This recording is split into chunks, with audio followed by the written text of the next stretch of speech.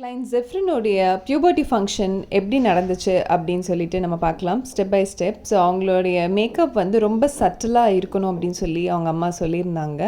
So அவங்களுடைய dusky டோனுக்கு ஏற்ற மாதிரி நம்ம வந்து மேக்கப் வந்து ஃபினிஷ் பண்ணியிருந்தோம். ஸோ இதில் நான் யூஸ் பண்ண டெக்னிக் என்னென்னா, நான் ஃபவுண்டேஷனை வந்து டார்க்கர் ஷேடோட மிக்ஸ் பண்ணாமல் நான் வந்து ஃபவுண்டேஷனுக்கு முன்னாடி டார்க்கர் கன்சீலர் யூஸ் பண்ணி ஃபுல் ஃபேஸ் அப்ளை பண்ணிவிட்டு அதுக்கப்புறமா வந்து ஃபவுண்டேஷன் அப்ளை பண்ணேன்.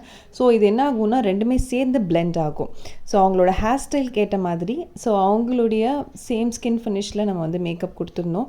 இது ஃப்ரெஷ் மேக்கப். இது போக போக வந்து அவங்களோட ஸ்கின்னோட பிளெண்ட் ஆகும்போது அவங்களோட ஆக்சுவல் ஸ்கின் கலரில் அது வந்து கிடைக்கும். ஸோ எப்பயுமே மேக்கப் போட்டு நம்ம ஒரு 1/2 hour to 45 minutes வந்து அவங்களுடைய ஸ்கின்னோட பிளெண்ட் ஆகிற வரைக்கும் நம்ம வெயிட் பண்ணோம். ஸோ இப்போ அவங்களுக்கு தெரியும். ஸோ அவங்களோட ஸ்கின் டோனோட மேட்ச் பண்ணியிருக்கேன். ஸோ அவங்களுக்கு கேட்ட மாதிரி ஹேர் ஸ்டைலும் நான் பண்ணியிருக்கேன். சட்டிலாகவும் இருந்தது, எல்லாருமே பிடிச்சிருந்துச்சு அப்படின்னு சொல்லி ஜெஃப்ரின் சொல்லியிருந்தாங்க. ஸோ அவங்களுக்கு போயிட்டு மண்டபமில் சாரி ட்ரேப் பண்ணேன்.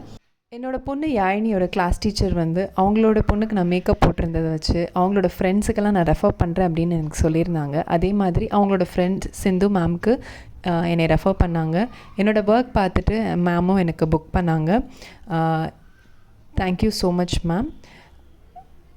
என்னோடய ஒர்க் எப்படி இருக்குன்றத சஜஷன்ஸ் அண்ட் கமெண்ட்ஸ் சொல்லுங்கள். Thank you so much.